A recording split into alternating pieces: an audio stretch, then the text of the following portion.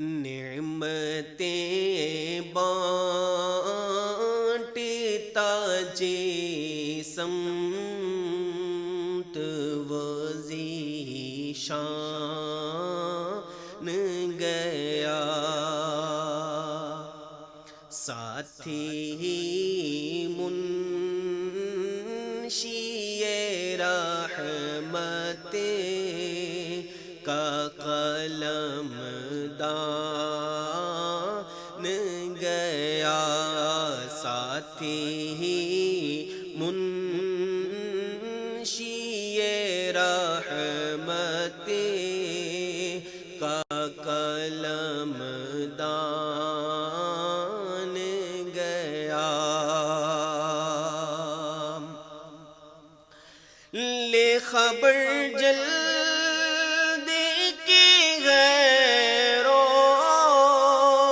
کی طرف دھیان گیا،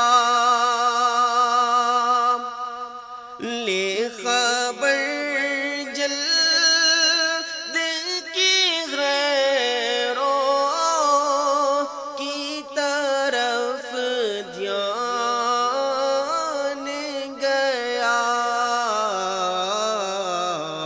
میرے مولا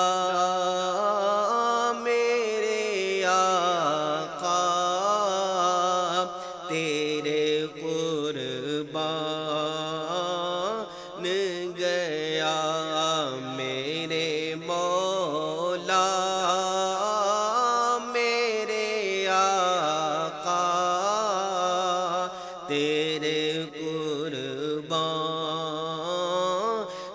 گیا، ساتھی منشی رحمت کا قلم دان گیا، دل ہے وہ دل جو تیری یاد سے معمور رہا، دل ہے وہ دل جو تیری یاد سے معمور رہا، سر ہے وہ سر جو تیرے قدموں پہ قربان گیا، سر ہے وہ سر جو تیرے قدموں پہ قربان گیا،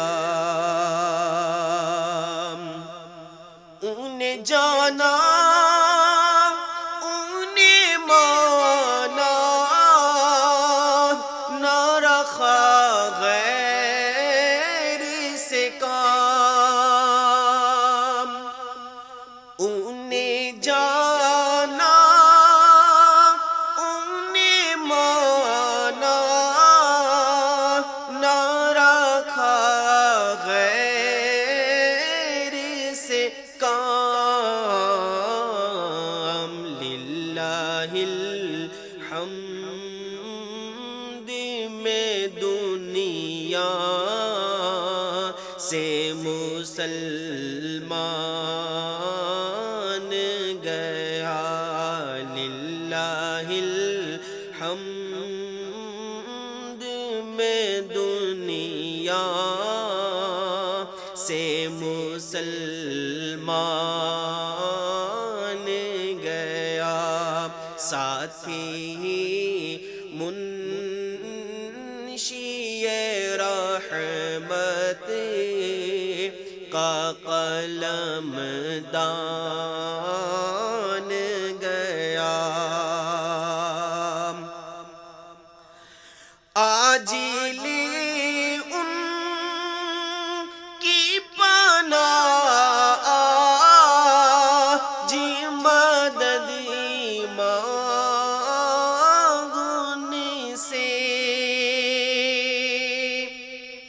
آج لے ان کی پناہ، آج مدد مانگنے سے، پھر نہ مانیں گے قیامت میں اگر مان گیا، پھر نہ مانیں گے قیامت میں اگر مان گیا۔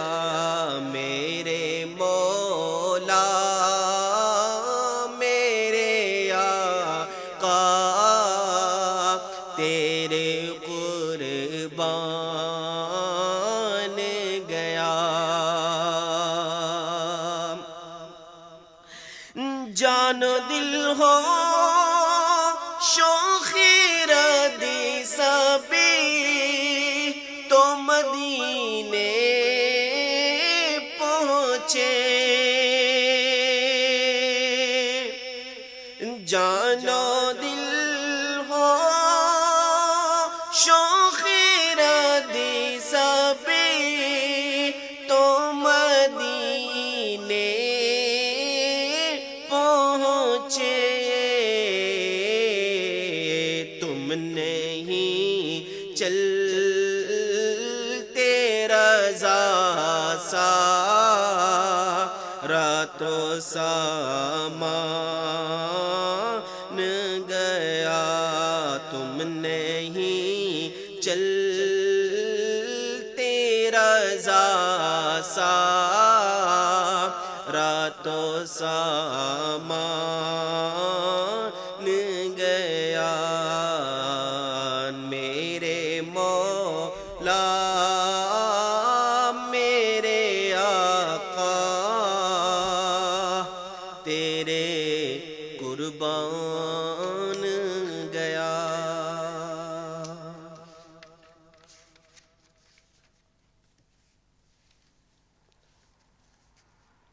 اللہ تبارک و تعالی کا فرمان عالی شان ہے، مفہوم اللہ ہی کے لیے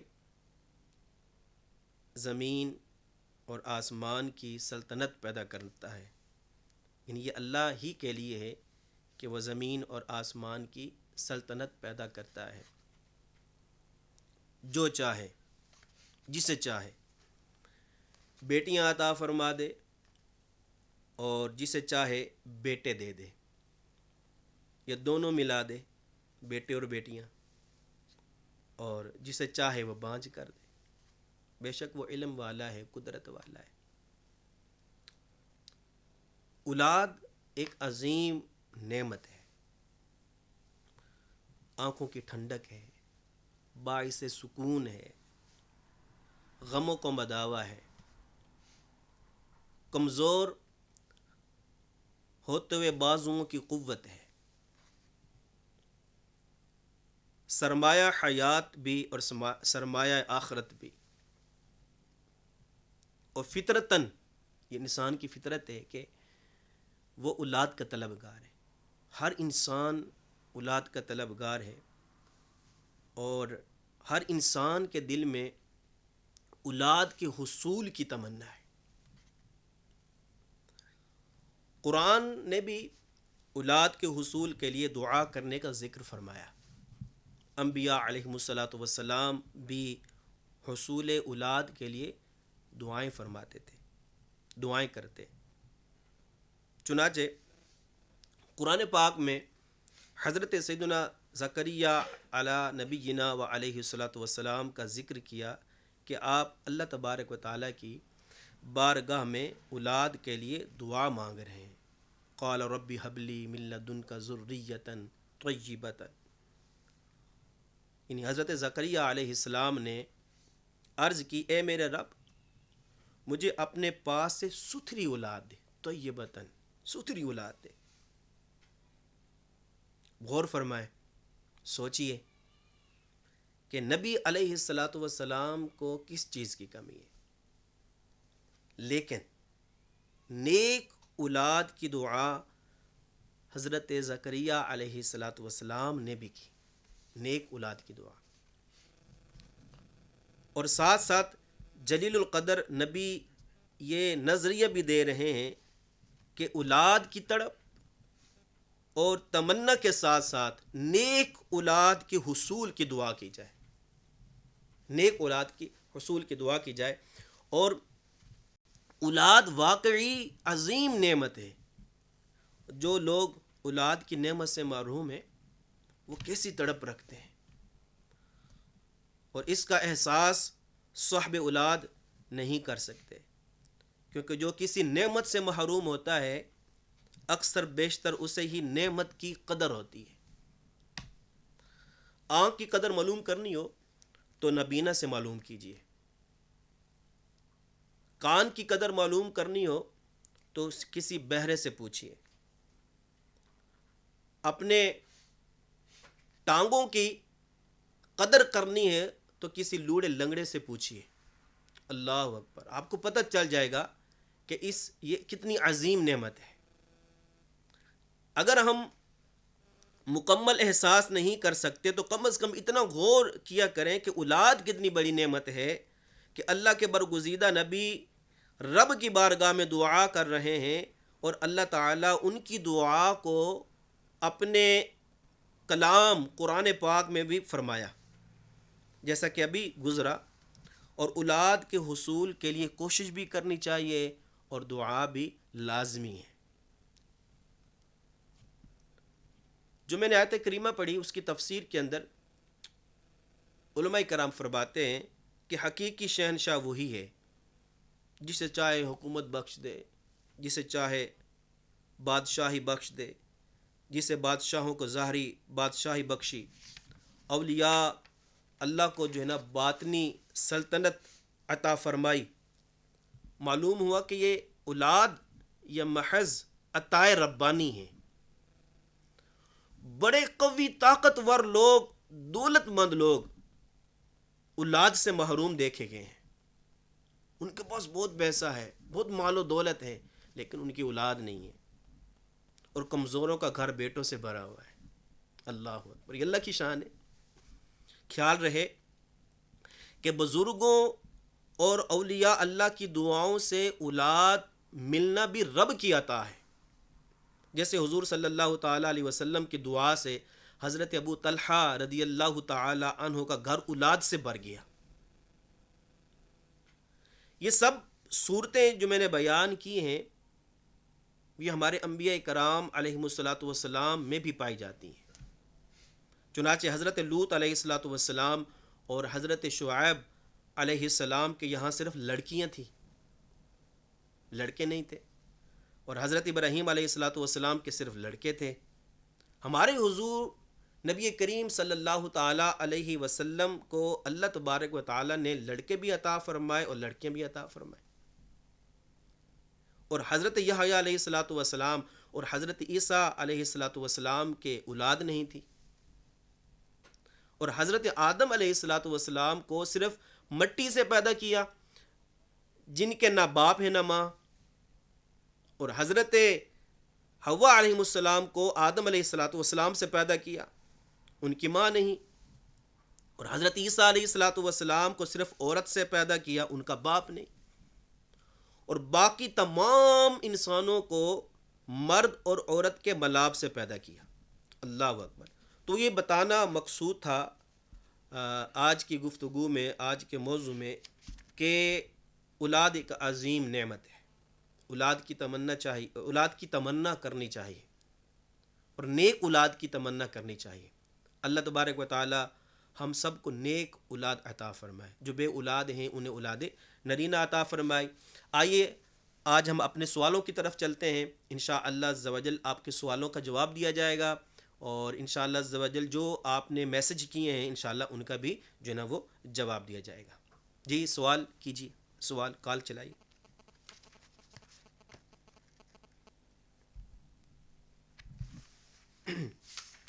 السلام علیکم ورحمۃ اللہ وبرکاتہ. وعلیکم السلام. حضرت صاحب کی بارگاہ میں یہ سوال عرض ہے کہ حمل کی حفاظت کے لیے کوئی روحانی عمل بتا دیں. جزاک اللہ خیرہ. انشاءاللہ. السلام علیکم ورحمۃ اللہ وبرکاتہ. ماشاء اللہ عز و جل آپ کا پروگرام بہت اچھا ہے، بہت سی معلومات مل رہی ہے. ہمارا جو ہے کہ سیکھنے کا سفر ہے وہ جاری و ساری اللہ کے حکم سے. اچھا، ایک سوال ہے، وہ یہ ہے کہ جب ہم وظیفہ پڑھتے ہیں تو وظیفہ پڑھنے کے لیے کن کن چیزوں کا خیال رکھنا چاہیے؟ اسی طرح سے دوران وظیفہ کن کن باتوں کو مد نظر رکھنا چاہیے تاکہ اس وظیفے کی مکمل برکتیں ہمیں حاصل ہوں؟ السلام علیکم. وعلیکم السلام. انشاءاللہ. السلام علیکم ورحمۃ اللہ وبرکاتہ. حضرت صاحب سے سوال ہے کہ حمل کی حفاظت کے لیے کوئی روحانی عمل بتا دیں. اللہ تعالیٰ آپ کو جزائے خیر عطا فرمائے. السلام علیکم ورحمۃ اللہ وبرکاتہ. وعلیکم السلام ورحمۃ اللہ وبرکاتہ. مکمل ہو گیا سوال؟ جی. سوال کیا گیا ہے کہ وظیفہ پڑھنے کے آداب اور کن کن باتوں کو ملحوظ خاطر رکھنا چاہیے. آداب دعا اور وظائف کی جو ہے تعداد یوں تو بہت زیادہ ہے، مگر ہم ان میں سے چند نہایت ہی اہم اور ضروری آداب کا تذکرہ کرتے ہیں. وجہ یہ ہے کہ وظائف تو ہم کرتے ہیں لیکن بعض اوقات وظائف کا اثر نہیں ہوتا. ثواب تو ملتا ہے لیکن وظائف کا اثر نہیں ہوتا. تو کیا وجوہات ہیں کہ ہمارے وظائف کے اندر اثر نہیں ہے؟ علماء کرام فرماتے ہیں کہ وظائف کے آداب میں سے یہ بھی ہے کہ باوضو قبلہ رخ درود ابراہیمی کے اہتمام کے ساتھ وظیفہ شروع کیا جائے. جو بھی وظیفہ آپ شروع کریں درود ابراہیمی پڑھ کر وظیفہ پڑھیں تو انشاءاللہ عز و جل اس کے اندر برکت پیدا ہوگی. کامل اعتماد اور پختہ یقین کے ساتھ وظیفہ پڑھا جائے، کیونکہ بے اعتمادی اور غفلت کے ساتھ پڑھا ہوا وظیفہ ضائع اور بیکار ہے. حضور نبی کریم صلی اللہ تعالیٰ علیہ وسلم اور صحابہ کرام علیہم رضوان اور ہمارے اولیاء کرام رحمۃ اللہ علیہم اجمعین کو عمل کے شروع کرنے سے پہلے ہر روز جو ہے اصالہ ثواب کیا جائے. اس طرح کرنا جو ہے وظائف اور اعمال کی طاقت کو بڑھا دیتا ہے. کسی جاندار کی تصویر، کتا وغیرہ موجود نہ ہو، کیونکہ جاندار کی تصویر اور کتے کی وجہ سے اللہ تبارک و تعالیٰ کی رحمت کے فرشتے نہیں آتے، نہیں اترتے. اور ایسی جگہ کا انتخاب کیا جائے جہاں یکسوئی میسر ہو. وظیفہ کرنے کے سلسلے میں کم از کم 7 دن، 11 دن اور زیادہ سے زیادہ جو ہے وہ 41 دن تک جاری رکھنا چاہیے. اور اگر 41 دن کوئی وظیفہ پڑھنے سے مخصوص مشکل یا پریشانی ختم یا حاجت پوری نہیں ہوئی تو پھر اب ان کے لیے جو ہے وہ عامل صاحب جو ہیں وہ دوسرا جو ہے وہ کلام یا وظیفہ تجویز کرتے ہیں. اور ان باتوں کا جو ہے نا وہ خصوصی خیال رکھا جائے کہ بارگاہ حق میں عجز و نیاز، یعنی ہر عمل کرنے کو یا تویزات لکھتے وقت نہایت ہی خشوع اور خضوع کے ساتھ اللہ تبارک و تعالیٰ کی بارگاہ میں عاجزی اور نیاز مندی کا اظہار کریں. صدقہ خیرات کریں، یعنی ہر عمل اور وظیفہ شروع کرنے سے پہلے کچھ نہ کچھ جو ہے وہ صدقہ اور خیرات جو ہے نا وہ کرنی چاہیے. درود پاک ہر عمل اور ہر دعا اور ہر وظیفے کے اول اور آخر جو ہے وہ درود پاک کا ورد کرے، انشاءاللہ برکت ہوگی. بار بار دعا مانگے، یعنی وظیفوں کے بعد جب اپنے مقصد کے لیے دعا مانگے تو ایک ہی مرتبہ دعا مانگ کر بس نہ کرے، بلکہ بار بار گڑ گڑا کر اللہ کی بارگاہ میں دعا کرے. تنہائی، یعنی جب تک ہو سکے ہر دعا اور وظیفہ وغیرہ عملیات کو تنہائی میں پڑھے، جہاں نہ کسی کی آمد و رفت ہو نہ کسی کی آواز آئے، کسی کو نقصان نہ پہنچائے. یعنی کسی مسلمان کو نقصان پہنچانے کے لیے ہرگز عمل نہ کیا جائے، نہ کوئی وظیفہ پڑھا جائے. جب کوئی عمل کریں یا وظیفہ کریں تو اس دوران سادہ غذا پیٹ بھر کر نہ کھایا جائے، کیونکہ پیٹ بھرے جو لوگ ہوتے ہیں ان کی جو دعا ہوتی ہے، دعاؤں کی تاثیر سے وہ اکثر محروم ہوتے ہیں۔ اسی طرح اعمال اور وظائف پڑھنے کے دوران بدن اور کپڑوں کی پاکی اور صفائی اور ستھرائی کا خاص طور پر خیال رکھیں، بلکہ خوشبو بھی استعمال کریں، اور ظاہری اور پاکی صفائی کے ساتھ ساتھ اپنے اخلاق اور کردار اور باطنی صفائی کا بھی جو ہے نا وہ اہتمام رکھیں۔ انشاءاللہ عز و جل اگر آپ ان باتوں پر عمل کریں گے تو انشاءاللہ عز و جل آپ کے وظائف اور اعمال میں برکت ہوگی، اور آپ کی دعائیں بھی انشاءاللہ عز و جل قبول ہوگی۔ بھائی نے سوال یہ کیا تھا کہ حمل کی حفاظت کے لیے کوئی عمل بتائیں۔ کالے رنگ کی ڈوری لیں اور عورت کے پیٹ کے برابر بلکہ تھوڑی زیادہ، تاکہ پیٹ بڑھنے کے ساتھ ساتھ ڈوری کو بھی بڑھا دیا جائے، آسانی ہوگی۔ اس ڈوری پر 11 مرتبہ آیت الکرسی اس طرح پڑھنی ہے کہ ہر آیت الکرسی پڑھنے کے بعد گرہ بنانی ہے، گرہ بنا کر اس کے اندر پھونک مارنی ہے، اور یعنی دم کرنا ہے۔ اسی طرح 11 جو ہے وہ گرہ لگانی ہے، اور 11 مرتبہ آیت الکرسی پڑھ کر وہ ڈوری جو ہے وہ عورت پیٹ پر باندھ لے، تو انشاءاللہ عز و جل حمل کی حفاظت ہوگی انشاءاللہ عز و جل۔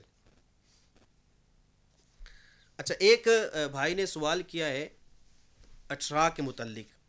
یہ ایک بیماری ہے، تو اٹھرا کے متعلق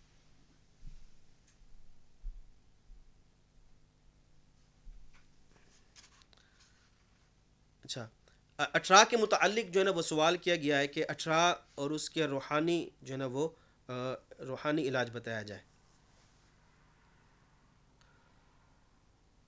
یہ اٹھرا جو ہے وہ خواتین کے لیے ایک نہایت ہی تکلیف اور پریشان کن مرض ہے۔ اس میں بعض اوقات جو ہے نا بچے پیٹ میں مر جاتے ہیں، اور بعض دفعہ جو ہے وہ چوتھے اور 5ویں مہینے میں حمل ساقط ہو جاتا ہے، اور بعض دفعہ پیدا ہونے کے بعد پہلے یہ 6 مہینے میں فوت ہو جاتے ہیں، اور بعض اوقات یہ ہوتا ہے کہ پیدا ہو کر جو ہے نا وہ بچے جو ہے نا وہ مر جاتے ہیں۔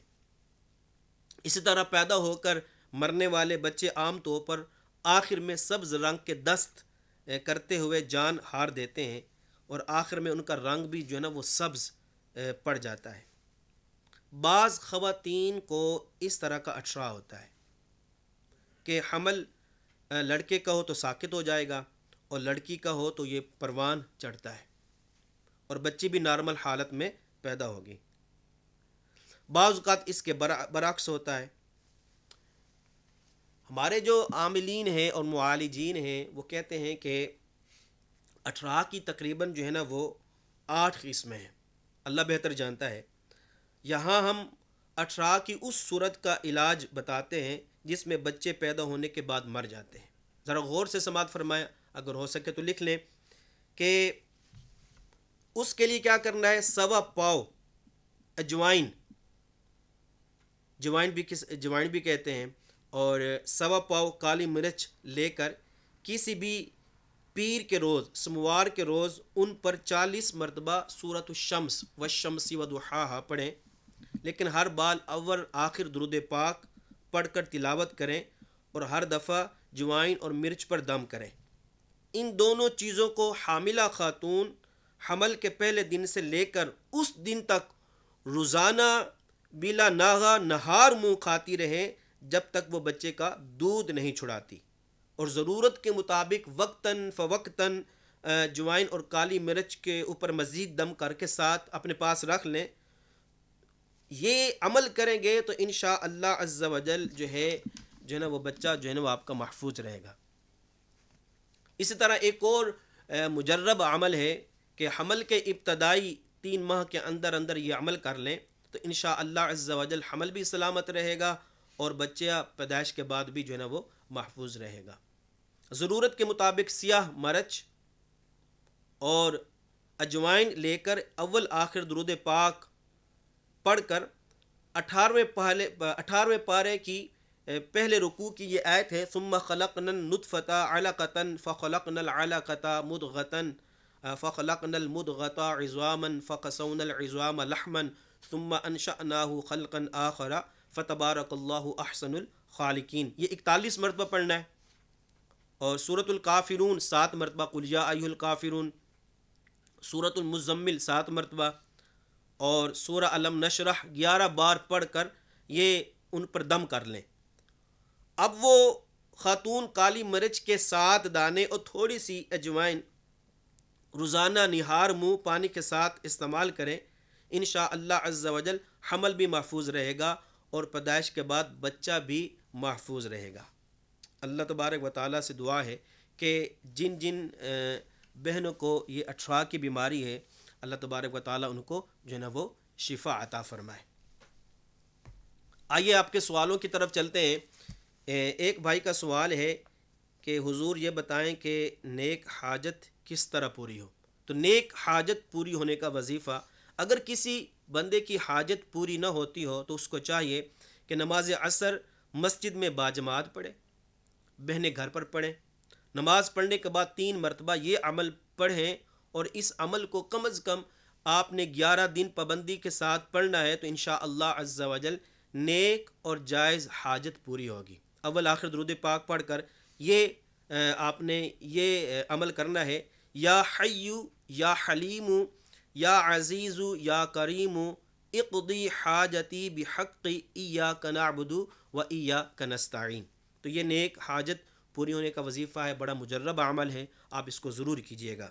اور اسی طرح ہر مقصد کی کامیابی کے لیے کوئی مقصد ہو، مقصد پورا نہ ہو رہا ہو، تو 450 مرتبہ حسبنا اللہ و نعم الوکیل بعد نماز عشاء باوضو قبلہ رو 2 زانوں بیٹھ کر یہ عمل کریں، تو انشاءاللہ عز و جل آپ کا جو مقصد ہے وہ انشاءاللہ عز و جل وہ پورا ہوگا انشاءاللہ.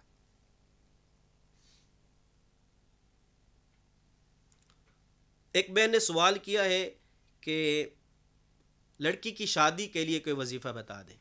یہ بھی آج کل عموماً جو ہے وہ ہر گھر کے اندر یہ پریشانی ہے کہ ہماری بہنیں جو ہیں، ہماری لڑکیاں جو ہیں نا وہ کنواری بیٹھی ہوئی ہیں. تو اگر کسی شخص کی لڑکی جوان ہے اور اس کی شادی کی عمر ہو چکی ہے لیکن شادی نہیں ہوتی، اول تو رشتہ نہیں آتا، اگر آتا ہے تو پلٹ کر جواب نہیں ملتا، یا جواب آتا ہے تو بات نہیں بڑھتی. مطلب یہ ہے کہ شادی میں قسم قسم کی رکاوٹیں پیدا ہوتی ہیں. تو اس کے لیے یہ عمل بہت مقبول اور زود اثر ہے. باوضو نماز عشاء کے بعد اول آخر 11 مرتبہ درود پاک پڑھے، اس کے بعد 11,000 مرتبہ اسم الہی یا مغنی یا مغنی یا مغنی پڑھے. آخر میں 11 مرتبہ درود پاک پڑھ کر ہر قسم کی رکاوٹ دور ہونے اور اچھے سے اچھا رشتہ ہونے کی دعا کرے. انشاءاللہ تبارک و تعالی بہترین جگہ رشتہ ہو جائے گا. اچھا، یہ عمل جو ہے نا آپ نے جمعرات کو کرنا ہے اور اتوار کے دن ختم کرنا ہے، اور یہ 11 دن کرنا ہے. تو انشاءاللہ عز و جل رشتوں کے اندر جو بھی رکاوٹ ہوگی وہ دور ہو جائے گی. اسی طرح ایک اور وظیفہ ہے، بعض مرتبہ لڑکی کی شادی سے رہ جاتے ہیں، ان کی عمریں ڈھل جاتی ہیں لیکن کوئی مناسب اور موزوں رشتہ نہیں ملتا. لڑکیوں کی بے بسی پر رونا آتا ہے، ان کی عمریں بیچاریوں کی کسی کی 35، کسی کی 40، 45، اللہ اکبر. تو یہ ان کی بے بسی پر رونا آتا ہے، سوالات بھی آتے ہیں، میسج بھی آتے ہیں. تو اس کا آسان اور روحانی عمل یہ ہے کہ جس لڑکی یا لڑکے کا پیغام نہ آتا ہو، اسے چاہیے کہ خود کو 5 وقت کی نماز پابندی کے ساتھ پڑھے، اور بعد نماز عشاء باوضو سورہ اخلاص 41 مرتبہ پڑھے. قل هو اللہ احد اللہ الصمد لم یلد ولم یولد ولم یکن لہ کفوا احد. یاد رکھیے کہ اول آخر 11 مرتبہ درود پاک پڑھے. یہ عمل مسلسل جو ہے وہ بلا ناغہ 90 دن تک کریں، اور عمل کے ختم ہونے پر اللہ تبارک و تعالیٰ سے رشتے کی دعا کریں، تو انشاءاللہ عز و جل جو ہے نا وہ جلد کرم ہوگا. اسی طرح ایک اور بھی وظیفہ عرض کرتا چلوں کہ جن بہن بھائیوں کی شادی نہیں ہو رہی، یا منگنیاں ٹوٹ جاتی ہیں، یا رشتے ہی نہیں آتے، تو ان کے لیے ایک آسان وظیفہ ہے: یا اللہ الصمد یا لطیف یا باعث یا وکیل. اول آخر 3 بار درود پاک کے ساتھ 360 مرتبہ ہر فرض نماز کے بعد پڑھ کر دعا کرے. انشاءاللہ عز و جل کرم ہوگا. پھر آپ دیکھیں گے کہ انشاءاللہ عز و جل اس کا جو اثر ہے چند دنوں کے اندر جو ہے نا وہ ظاہر ہوگا۔ اسی طرح جو ہے امیر اہل سنت حضرت علامہ مولانا محمد الیاس الطار قادری دامت برکاتہم العالیہ جو ہے نا وہ فرماتے ہیں کہ لڑکی یا لڑکے کے رشتے میں رکاوٹ ہو یا اس میں بندش کا شبہ ہو تو روزانہ بعد نماز فجر باوضو ہر بار بسم اللہ الرحمن الرحیم کے ساتھ سورہ والتین یعنی والتین والزیتون پڑھے، انشاءاللہ عز و جل 40 دن کے اندر اندر انشاءاللہ عز و جل اس کا کام ہو جائے گا۔ اسی طرح جو ہے جن لڑکیوں کی شادی نہ ہوتی ہو یا منگنی ٹوٹ جاتی ہو، مناسب رشتے نہ آتے ہوں، تو وہ نماز فجر کے بعد یا ذل جلالی والاکرام 312 بار پڑھ کر اپنے لیے نیک رشتے ملنے کی دعا کریں، انشاءاللہ عز و جل جلد شادی ہو اور خاوند بھی جو ہے نا وہ نیک ملے۔ اسی طرح کوارا شخص لڑکا شادی نہ ہو رہی ہو تو اس کے لیے مجرب عمل ہے یا حی یا قیوم 143 بار لکھ کر تعویذ بنا کر جو ہے وہ اپنے گلے یا بازو میں باندھ لے تو انشاءاللہ عز و جل اس کی جلد شادی بھی ہو جائے گی اور گھر بھی جو ہے نا اس کا جو ہے وہ اچھا چلے گا۔ ایک بھائی نے سوال کیا ہے کہ حضور میاں بیوی کے درمیان بے رخی اور جھگڑا ختم کرنے کا جو ہے نا وہ آپ عمل بتا دیجئے۔ سب سے پہلے تو آپ یہ بات یاد رکھیں کہ مفتی احمد یار خان نعیمی رحمۃ اللہ تعالیٰ علیہ فرماتے ہیں کہ بیوی سے محبت تقوی کی اصل ہے، اور جو شخص اپنی بیوی سے محبت نہیں کرتا وہ بدکار ہے۔ یہ مفتی احمد یار خان نعیمی رحمۃ اللہ تعالیٰ علیہ نے فرماتے ہیں۔ تعریف، عزت، پیار، وقت، یہ 4 چیزیں بیوی کی ضرورت ہیں، اور جس شوہر کے پاس یہ چاروں چیزیں ہیں وہ ہمیشہ خوشگوار زندگی گزارتا ہے، اور جو شوہر ان 4 چیزوں کو خاطر میں نہیں لاتا وہ بیوی کے دل سے نکل جاتا ہے۔ شوہر کی ذمہ داری بنتی ہے کہ اپنی بیوی کے ساتھ اچھے طریقے سے زندگی گزارے، حسن سلوک کرے، اسے تکلیف مت دے، اس کے ساتھ حسن کارکردگی دکھائے، اچھے انداز سے تعامل کرے۔ اگر ایسا کرے گا تو انشاءاللہ عز و جل ثواب بھی ملے گا اور اس کی جو ہے وہ زندگی بھی خوشگوار ہو جائے گی۔ اگر گھر میں کامیاب میاں بیوی ایک کامیاب زندگی گزار رہے ہیں تو ان کا اثر بچوں کے اوپر جو ہے نا وہ ضرور پڑتا ہے۔ مفتی محمد قاسم دعوت اسلامی مفتی دعوت اسلامی تفسیر الجنان کے اندر جو ہے نا وہ فرماتے ہیں کہ اگر ان باتوں پر شوہر اور بیوی عمل کریں تو انشاءاللہ عز و جل ان کے جو مابین جھگڑے ختم ہو جائیں گے اور ان کا گھر امن کا گہوارہ بن جائے گا۔ شوہر پر بیوی کے حقوق جو ہیں چند حقوق یہ ہیں، نہیں شوہر پر بیوی کے اوپر حقوق یہ ہیں، نمبر 1 کہ خرچہ دینا، شوہر کے اوپر یہ ضروری ہے کہ وہ خرچہ دے، خرچہ نہیں دے گا تو بیوی کہاں سے خرچ کرے گی۔ رہائش مہیا کرنا، اچھی رہائش مہیا کرنا یہ بھی شوہر کے اوپر ضروری ہے۔